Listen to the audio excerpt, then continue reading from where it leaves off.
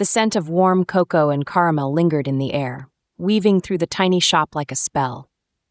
Lorelei Mitchell stood behind the marble counter, her slender fingers expertly swirling molten chocolate in a copper pot, her every motion precise, deliberate.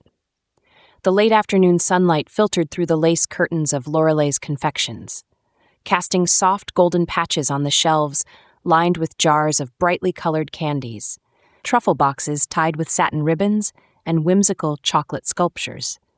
Each creation was a testament to her single-minded devotion to her craft, a silent love letter to sweetness and artistry. Lorelei paused, tucking a stray curl of dark hair behind her ear, and inspected the consistency of the chocolate. It wasn't quite perfect yet. She reached for a spatula, her brow furrowed in concentration. The world outside her shop could wait. It always did. She needed this ganache to be flawless, not good enough, not close, perfect. The faint chime of the shop's bell jolted her focus, and she glanced up, startled. A regular customer, a middle-aged woman named Evelyn, walked in, her scarf trailing behind her in the cold breeze of late winter. "Afternoon, Lorelei," Evelyn said, her eyes lighting up as she caught the aroma of freshly made fudge. "I swear, stepping in here feels like walking into a dream." Lorelei allowed herself a small smile, polite but distant. "Good afternoon, Evelyn. What can I get for you today? The truffles are fresh from last night." Evelyn laughed, her voice warm. "Every year, I think you've outdone yourself, and then you go and do it again. I'll take a dozen, please. My husband and I have become embarrassingly dependent on them during movie nights." Lorelei nodded and began boxing the truffles with swift precision. As she worked, Evelyn chatted idly, her tone conspiratorial. "Did you hear the news about the Sweethearts Festival? They're bringing in celebrities this time, pairing them up with local businesses for some kind of marketing gimmick. The whole town's buzzing about it." Lorelei's hands paused mid-rap, her sharp gaze snapping to Evelyn. "Celebrities? What are you talking about?" Evelyn leaned on the counter, her grin widening. "Oh, didn't they tell you? The committee's trying something new this year. They've arranged for some big names to come in and partner with local artisans. Chocolatiers, bakers, you name it.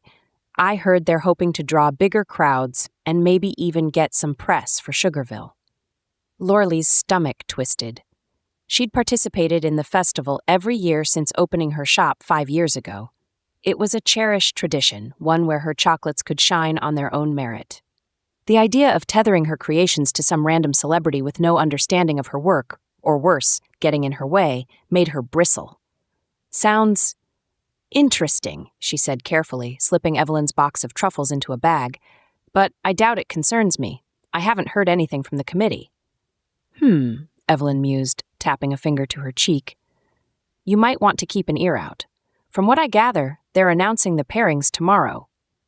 It's all anyone at the coffee shop could talk about this morning." Lorelei's polite smile faltered as she handed Evelyn the bag. Evelyn thankfully didn't seem to notice. "Good luck," the woman added as she headed for the door. "I bet they'll pair you with someone fabulous. Maybe one of those celebrity chefs from TV." The bell chimed again as Evelyn left, and Lorelei stood frozen behind the counter. Fabulous? Hardly. She could already picture it. Some grinning, overconfident media personality barging into her shop, treating it like a backdrop rather than the sacred space it was. Someone who didn't understand that her chocolates weren't just sweets. They were an extension of her, an unspoken dialogue with the people who tasted them. She exhaled sharply and moved to the window, peering out at the street. Sugarville was quiet this time of day, the sidewalks dusted with light snow. It was the kind of town where everyone knew everyone, where traditions mattered, where her shop had found its home. But this new festival twist felt like an invasion, like someone was taking something pure and turning it into a spectacle. Her gaze wandered to a framed photograph on the wall near the counter. It showed her and her grandmother standing side by side in front of her grandmother's kitchen, bowls of melted chocolate in hand. It had been her grandmother who taught her that chocolate was more than a treat. It was a way to connect, to bring joy, to create something lasting. Lorelei had carried that lesson into every truffle, every caramel, every ribbon-wrapped box that left her shop. But what if this festival partnership jeopardized all that? What if some outsider waltzed in and turned her work into a joke? The thought gnawed at her, and for the rest of the day, she couldn't quite shake it. Even as she finished her chocolates for tomorrow's inventory and tidied the shop before locking up for the night, her mind kept circling back to Evelyn's words. By the time she climbed the narrow staircase to the small apartment above her shop, her guard was fully up. If the committee thought they could disrupt her world with their gimmicks, they were sorely mistaken. Lorelei Mitchell had built her life and her business on her own terms, and she wasn't about to let anyone, celebrity or otherwise, change that. The bell over the shop door jingled, and Lorelei instinctively straightened, brushing invisible specks of chocolate dust from her apron. She'd been expecting the festival committee, perhaps one of their overzealous representatives armed with clipboards and endless creative input. What she hadn't been expecting was the man who strode into her shop like he'd just stepped off a stage. "Wow," he said, stopping just inside the door and taking in the space.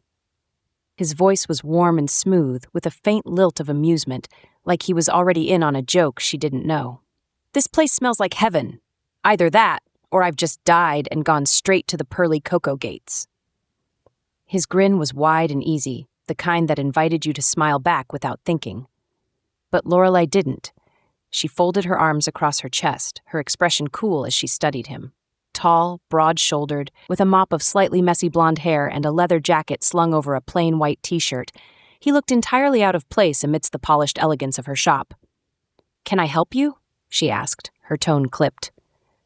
"Lorelei Mitchell, I presume," he said, stepping closer and offering a hand. "Jack Reynolds, your new partner in confectionery crime." Lorelei's stomach dropped. Of course, she'd heard of him. Jack Reynolds, the comedian.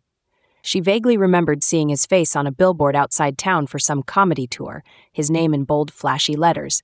And now here he was, standing in her shop, grinning like he owned the place. Her arms stayed firmly crossed.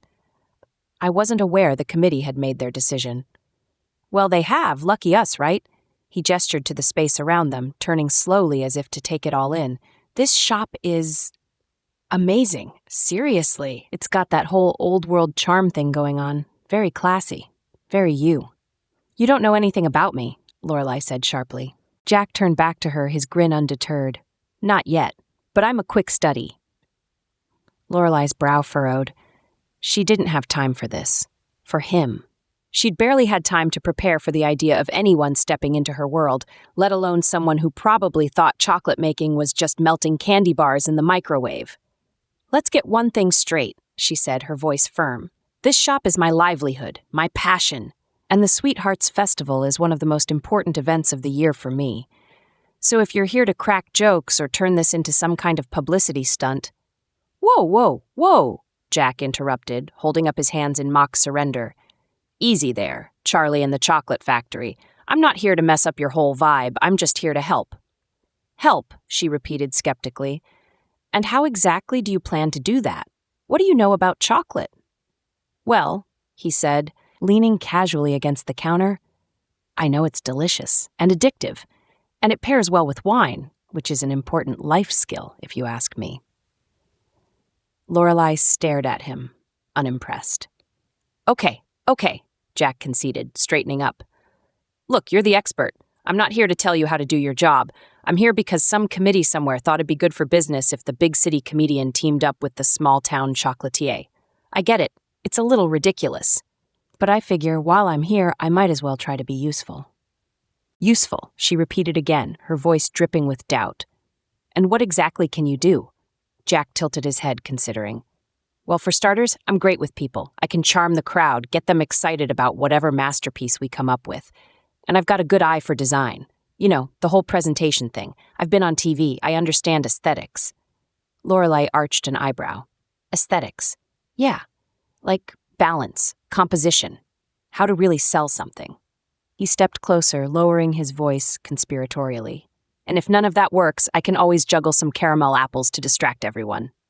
Despite herself, Lorelei's lips twitched. She fought the urge to smile, instead turning briskly toward the counter. "This isn't a circus." "Not yet," he said, leaning on the counter now, his grin widening. "But give me time." Lorelei let out a sharp exhale, turning back to him. "This isn't a joke to me. I can see that, Jack said, his tone softening just a fraction.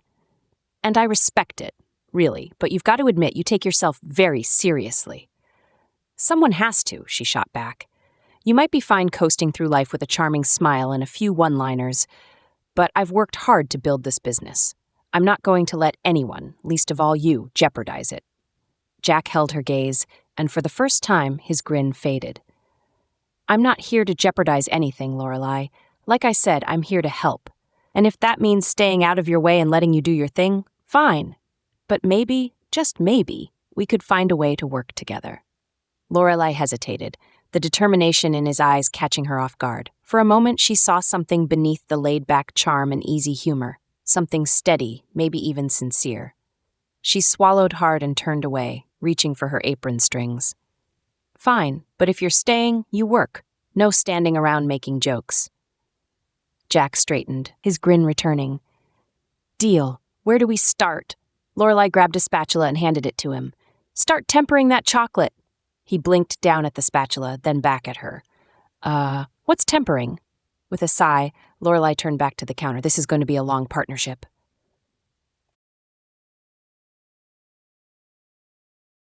The shop was quiet except for the rhythmic scrape of a spatula against a marble slab as Lorelei worked the molten chocolate into a glossy sheen. Jack sat at the counter, his elbows propped casually on the polished surface, twirling a wooden spoon between his fingers like a drumstick.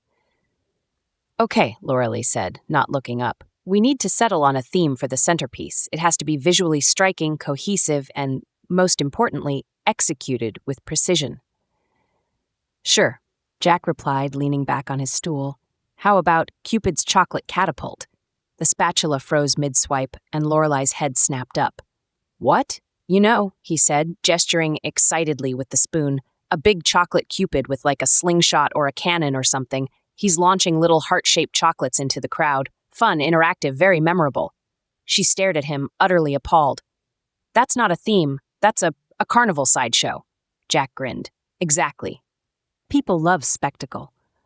This isn't about spectacle, Lorelei shot back, returning her focus to the chocolate. It's about artistry, elegance, romance. She punctuated each word with a sharp flick of the spatula. Jack tilted his head, considering her. Sure, but don't you think romance could use a little pizzazz, a little humor? Love isn't always serious, you know. Sometimes it's messy and ridiculous and fun. She set the spatula down with a loud clack and crossed her arms. Chocolate is serious, Jack. It's a craft. It's about creating something timeless and beautiful, not gimmicks. Jack raised an eyebrow. So no to the catapult, then? No to the catapult, she said firmly, and no to anything else that turns my work into a joke. He held up his hands in mock surrender. Okay, no jokes. Got it. What's your big idea, then? Lorelei hesitated, her fingers tightening around her forearm. She'd been turning over ideas since the committee announced the partnership, but saying them aloud to him felt like opening a door she wasn't sure she wanted open. Finally, she inhaled and forced herself to meet his gaze. I was thinking of creating a chocolate garden. Sculpted roses, lilies, maybe a cascading fountain of white chocolate. Something beautiful and intricate that symbolizes growth and connection. Jack blinked at her, and for a moment, she thought he might actually agree, but then his lips quirked into that maddening grin again. A garden? He repeated. Like plants? Yes, she said slowly, her tone laced with exasperation. Like plants. Don't get me wrong, he said, gesturing vaguely. It's a nice idea, very classy, but don't you think it's a little predictable? Lorelei bristled. Predictable? Yeah, I mean, flowers? Hearts? Isn't that what everyone's going to do? If we want to stand out, we've got to think outside the box. Push the envelope. Her jaw clenched, and she took a long, steadying breath before responding. It's not about standing out for the sake of standing out. It's about creating something meaningful, something that resonates.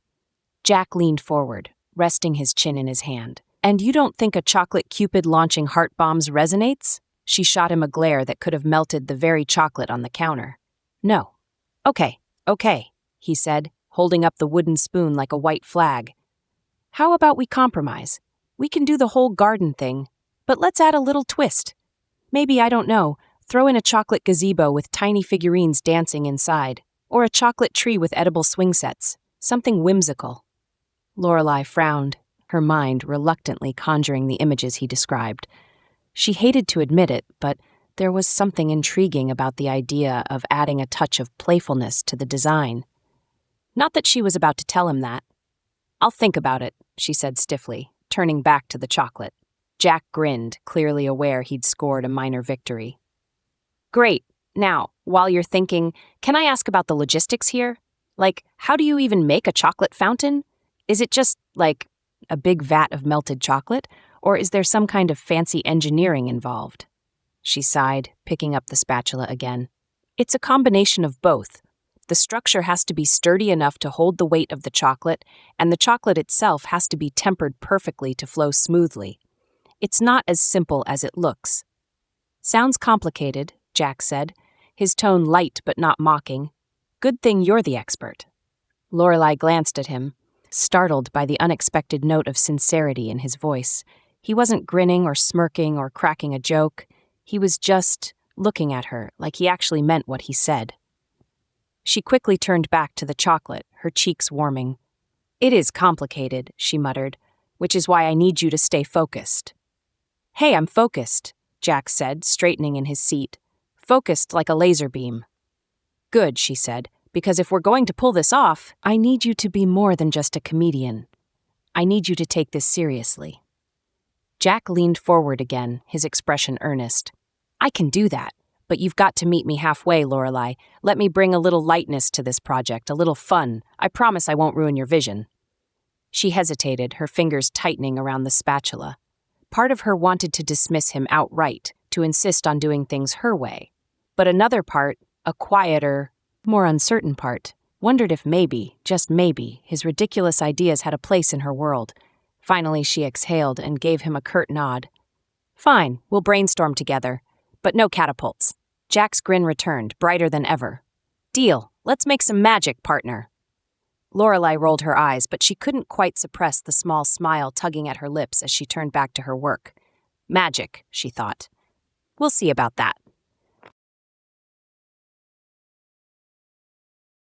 The soft hum of the overhead lights filled the shop as Jack carefully piped dark chocolate vines onto the base of the fountain. His tongue stuck out slightly in concentration, his usually easygoing demeanor replaced with a surprising intensity. He'd been at it for nearly an hour, refusing to stop until each swirl looked, as he put it, like something you'd see in a royal garden or a chocolate fever dream. Lorelei stood a few feet away, meticulously sculpting the petals of a chocolate rose. The heat from her fingers warmed the delicate edges, but she didn't stop. Her work was precise, methodical, as always. Yet her gaze kept flickering toward Jack. She hated to admit it, even to herself, but there was something oddly satisfying about watching him work. His jokes had been mercifully absent for the last half hour, replaced by a quiet determination she hadn't expected. "Okay," Jack said, leaning back to inspect his progress. "Don't laugh, but I think I might have accidentally created a masterpiece." Lorelei arched an eyebrow and stepped closer, brushing her hands on her apron. "Let's see." Jack moved aside, gesturing with an exaggerated flourish to the fountain's base. The vines were uneven in places, and a few of the curls wobbled awkwardly, but the overall effect was surprisingly elegant. There was a flow to the design, a playfulness that complemented the idea of the garden. Lorelei tilted her head, her lips pressing into a line. "It's not bad." "Not bad?" Jack echoed, hand on his chest like she'd wounded him. "That's practically a standing ovation coming from you." She shot him a look, but didn't argue. Instead, she crouched to examine the details more closely. "Some of the lines are too thick. You need to keep the pressure steady on the piping bag." Jack crouched beside her, and for a moment, their shoulders nearly touched. He glanced at her as she pointed to one of the thicker vines. "Like this one?" he asked, his voice quieter now, without its usual hint of sarcasm. Lorelei nodded, trying to ignore the faint warmth of his presence so close beside her. "Yes, but there's potential here. If you can clean up the edges, it might actually work." Jack's mouth quirked into a small smile, but he didn't tease her. Instead, he picked up the piping bag again and adjusted his grip. "Show me," he said simply. She hesitated, then reached to guide his hand.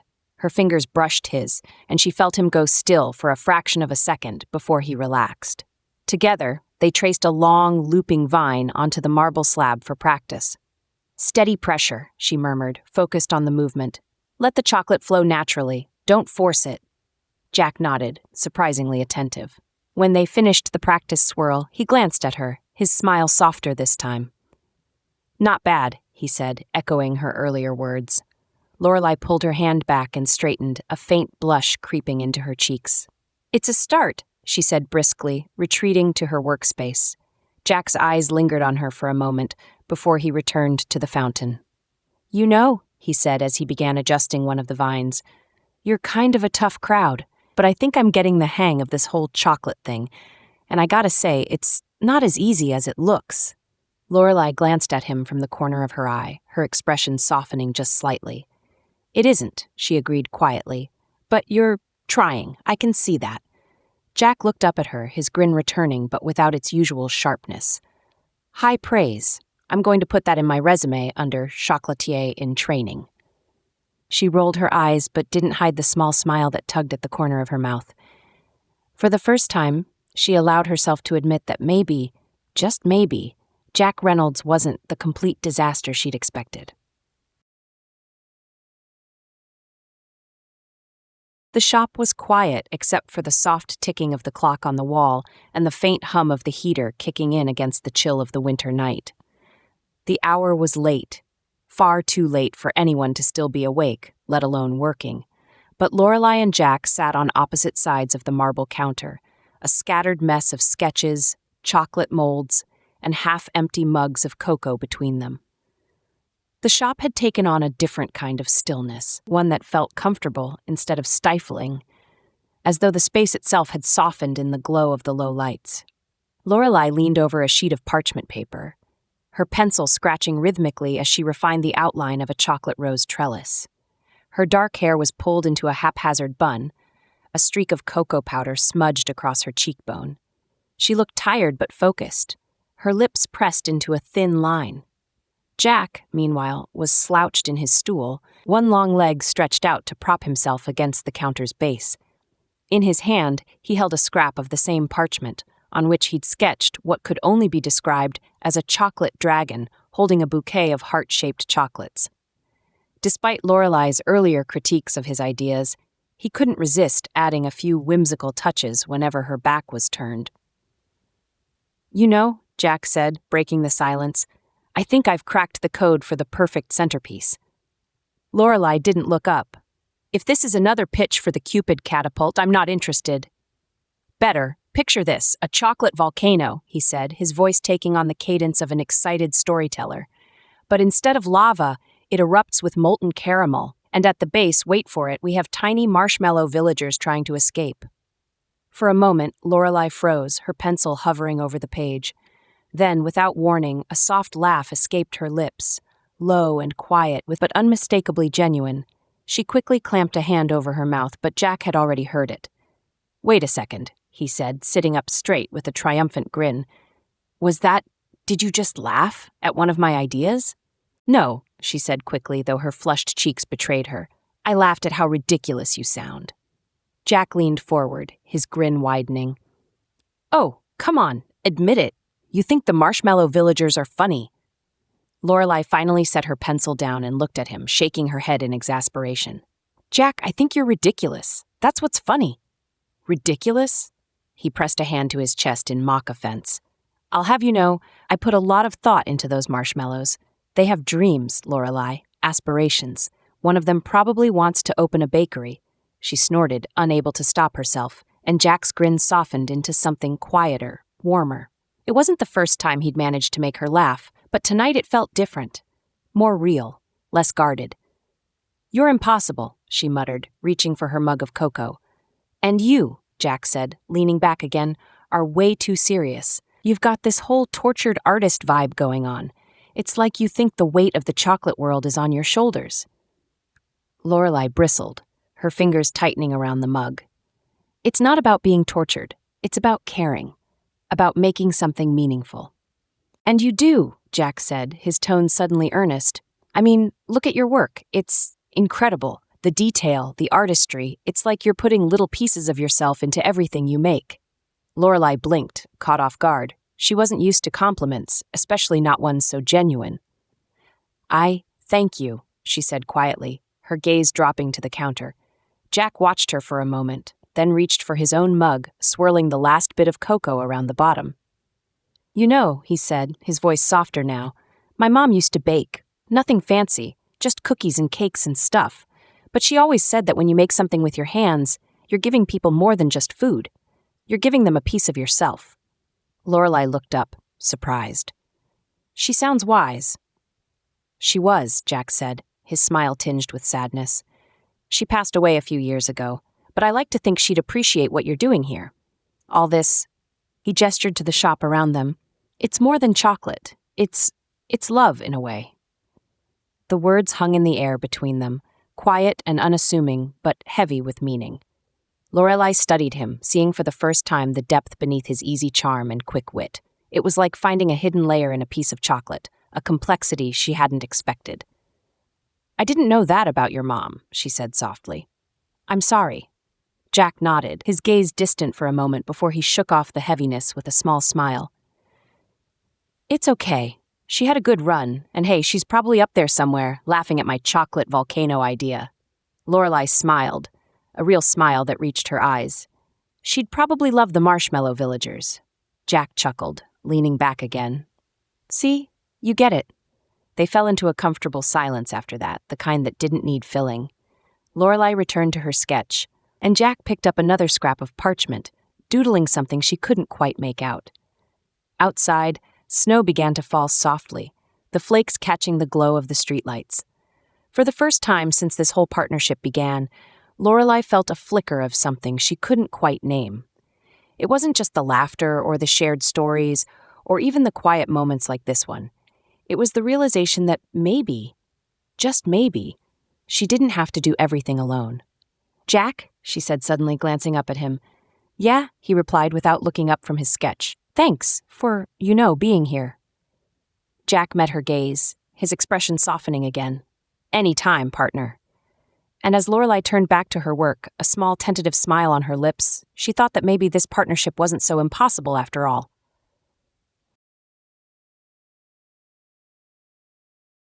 The shop was warm, the air thick with the scent of melting chocolate and a faint trace of vanilla. The fountain was nearly complete now, its cascading design gleaming under the golden light of the overhead lamps. Lorelei stood by the marble counter, her fingers dusted with cocoa powder, as she carefully placed the final accents on a sculpted chocolate rose. Jack was beside her, his sleeves rolled up, arms streaked with a few errant smudges of chocolate he hadn't bothered to clean off. For once, he was quiet, watching her work with an intensity that made her pulse flutter. She could feel him there, his presence close enough to brush against hers. The quiet between them wasn't awkward or strained. It felt like something waiting to happen, like the pause before a spark ignites. Almost done, she murmured, her voice softer than usual, almost as if speaking too loudly would shatter the moment. She placed the rose carefully at the base of the fountain and turned to inspect their work. It was beautiful, more than she had imagined. The vines curled delicately around the fountain's base, the roses blooming as if captured mid-blush. Light danced on the surface of the tempered chocolate, giving it an almost magical glow. Jack leaned a little closer, his shoulder brushing hers. He said quietly, his voice low, it's almost unfair how good you are at this. She glanced at him, her brow arching. Oh, and how would you know? You spent half the time trying to convince me we needed marshmallow villagers. He smirked, his eyes crinkling at the corners. Touché. But I mean it. This... He gestured toward the fountain. It's perfect. You're kind of amazing, Lorelei. I hope you know that. The words shouldn't have flustered her. Compliments were common, especially when it came to her work, but the way he said them, so quietly, like it was a truth he couldn't help but voice, sent a warmth coursing through her chest. Jack, She started to speak, but found herself unable to finish the sentence. Instead, her gaze dropped to his hands, still resting on the counter. Strong hands, steady hands. She thought of the way they had held the piping bag earlier, her own fingers guiding his. For someone so full of jokes and chaos, he had a way of anchoring her in these moments, of making her feel seen. His fingers moved, brushing lightly against hers. It was a simple touch, tentative, but it sent a jolt through her, like the spark of a match. She looked up, and he was already watching her, his blue eyes unusually serious, searching hers like he was waiting for some kind of permission. "Lorelei," he said softly, her name like a question on his lips.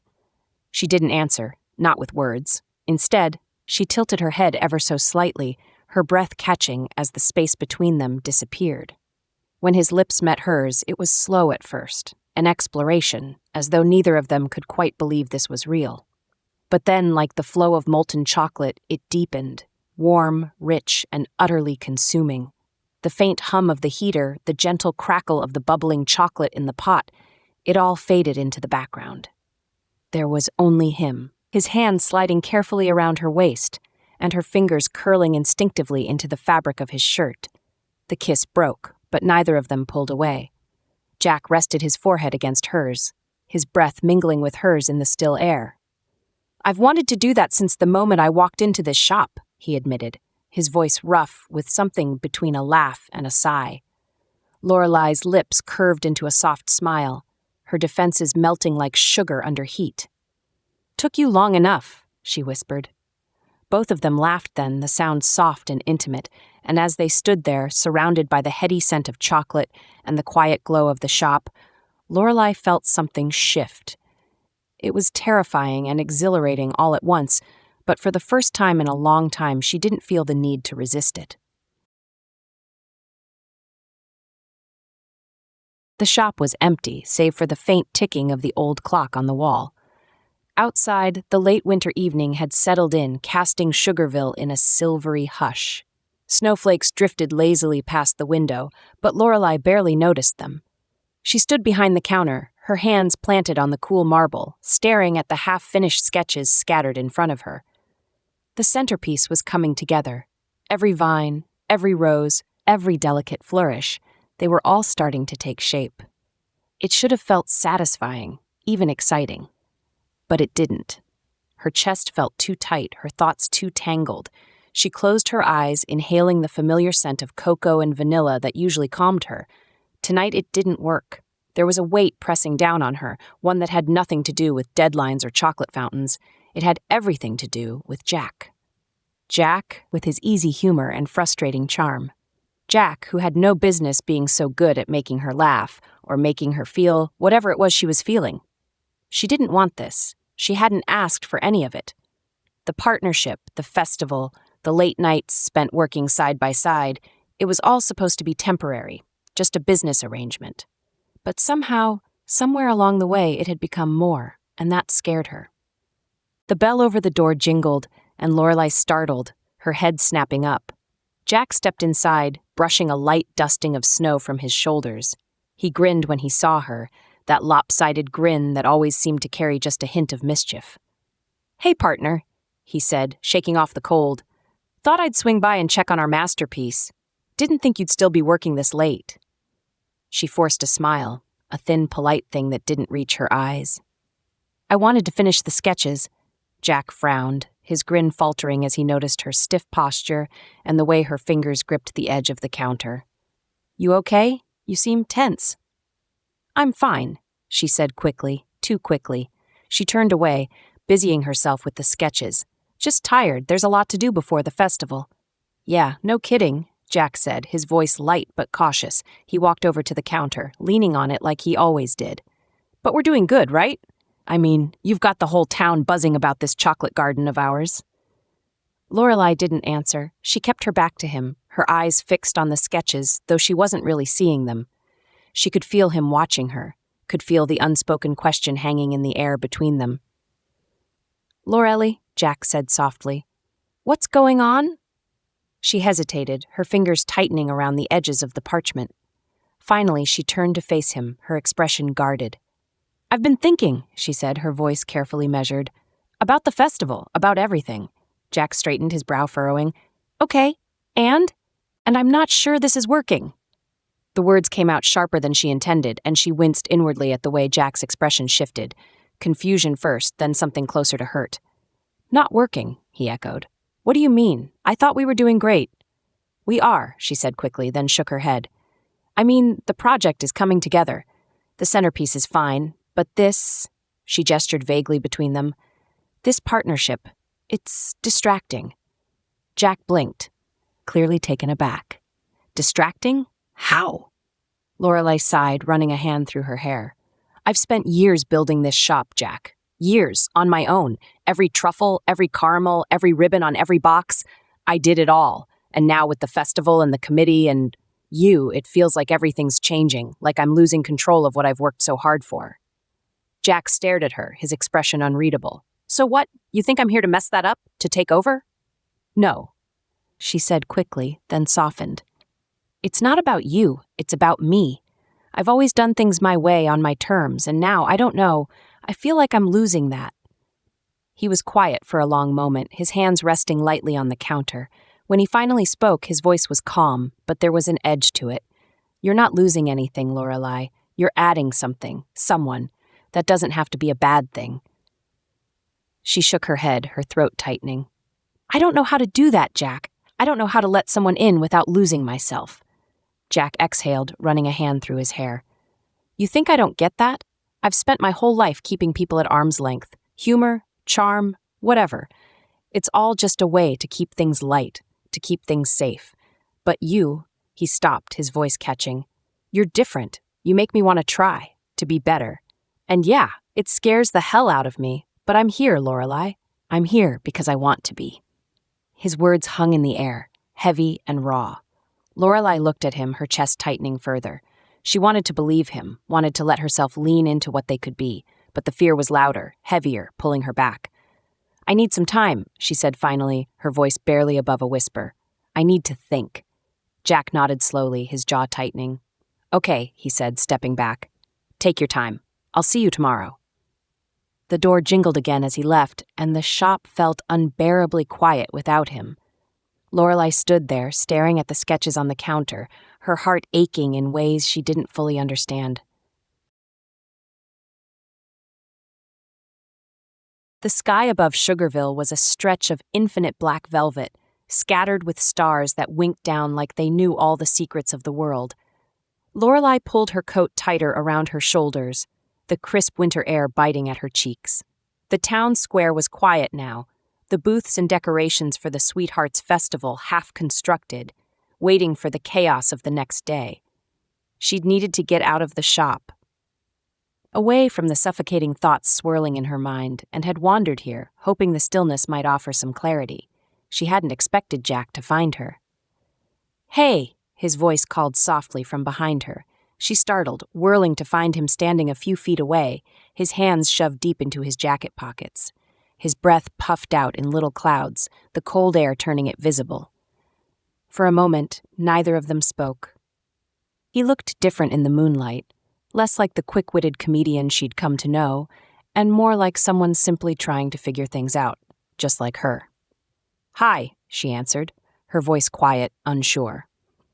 Thought I might find you here, Jack said, stepping closer. The festival committee said you'd been helping set up in the square the last few years. Figured it might be your thinking spot. Lorelei didn't respond, just turned back toward the square, her gaze settling on the half-built stage, bathed in the glow of the streetlights. She could feel him moving closer, his presence warm at her side despite the cold. Do you ever stop working? He asked, his tone light but not teasing. Even when you're not in that shop of yours, it's like your brain's still churning. Lorelei exhaled, a faint smile tugging at her lips despite herself. I don't really know how not to, she admitted. It's safer, I guess, to keep busy. Jack let the silence linger for a moment, then asked softly, Is that why you keep pushing me away? She stiffened, her hands slipping into her coat pockets. I'm not. You are, he interrupted gently. He wasn't accusing her, just stating it for what it was. You've been doing it since the moment we met, and I get it. Believe me, I do. But Lorelei, I need you to know I'm not here to mess with your world. I'm not trying to take anything from you. She turned to face him then, her arms crossed over her chest in a defensive gesture. It's not that simple, Jack. You don't understand what it's like, building something from nothing. Every ounce of energy, every part of yourself poured into it. If I let someone in, if I let you in, what happens if I lose myself? If I lose what I've built? Jack's gaze softened, a mixture of patience and something deeper shining in his eyes. You know what's funny? He said, his voice low. I've been asking myself a version of that same question my whole life. Not about chocolate shops, obviously, but about letting people in. Lorelei frowned, caught off guard. What do you mean? Jack exhaled, his breath curling in the air like smoke. He looked up at the stars for a moment as if searching for the right words, before meeting her eyes again. I grew up in a family where humor was currency. If you made people laugh, you were safe. You could dodge the hard stuff, keep everyone at arm's length. And I got really good at it. I built my whole career on it, for crying out loud. But the thing is, it's lonely. You spend so much time keeping people out that one day you wake up and realize there's no one standing beside you. Lorelei's throat tightened. She hadn't expected this vulnerability, this honesty. Jack had always seemed so effortless, so carefree. Hearing the cracks in that armor made him feel real. I don't want to do that anymore, Jack continued, his voice steady but quiet. I don't want to keep people out, not when the person I'm trying to let in is you. I'm not asking you to stop being who you are, Lorelei. I don't want to change you. I don't want to control you. I want to stand beside you, to be the person you can lean on, even if it's just once in a while. His words hung in the cold air between them, weighty and true. Lorelei stared at him, her pulse thrumming in her ears. Her instinct was to push back, to argue, to hide behind her well-worn defenses. But she couldn't, not this time. Jack, she started, her voice soft, trembling. I don't know how to do this. Neither do I, he said with a small, lopsided smile. We'll figure it out together. I promise. I'm not going anywhere. Something inside her shifted then, like a tightly wound spring finally loosening. She searched his face, looking for any sign of insincerity, but all she saw was him, earnest, steady, and waiting. For the first time in years, she let the walls around her heart crack. Just a little. Okay, she whispered, the word barely audible but carrying the weight of everything she was afraid to say. Jack's smile grew, warm and genuine. He reached out slowly, his hand brushing hers. She didn't pull away. Instead, she let her fingers curl around his, grounding herself in the quiet strength of his presence. They stood there together under the stars, the snow falling softly around them. And for the first time in as long as she could remember, Lorelei didn't feel so alone. The festival was alive with color and sound. The town square transformed into a winter wonderland of twinkling lights, billowing ribbons, and the sweet aroma of confections wafting through the crisp air. Lorelei stood with Jack near the centerpiece display, their chocolate garden finally revealed to the town.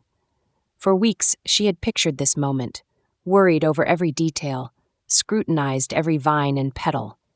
Now, seeing it under the soft glow of the festival lights, she realized it was even more beautiful than she had imagined. The chocolate fountain stood at the heart of the display, its cascading white chocolate glowing like liquid moonlight.